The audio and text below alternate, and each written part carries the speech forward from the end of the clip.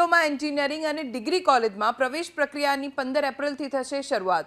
ડિપ્લોમાનો અભ્યાસ કર્યા બાદ જો વિદ્યાર્થીઓ નોકરી કરતા હોય તો તેને ડિગ્રી એન્જિનિયરિંગના અભ્યાસ માટે નોકરી છોડવી પડતી, પરંતુ હવેથી આવા વિદ્યાર્થીઓ ડિગ્રી એન્જિનિયરિંગની સાથે નોકરી પણ કરી શકશે. આ માટે 2000 વધારાની બેઠકો ફાળવાઈ. નોકરીના 50 કિલોમીટરની આસપાસના વિસ્તારમાં વિદ્યાર્થીઓને કોલેજની ફાળવણી કરાશે.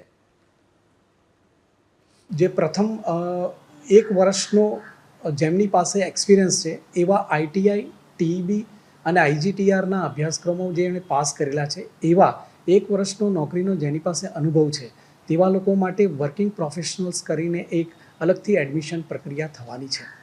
અને આ પ્રક્રિયા અંતર્ગત પણ રજિસ્ટ્રેશન જે છે એ 20/4/2024થી શરૂ થનાર છે. તો એમાં પણ જેવા કે મેક્સિમમ વિદ્યાર્થીઓ એની અંદર પણ લાભ લે તેના માટેનો આ પ્રથમ પ્રયત્ન છે.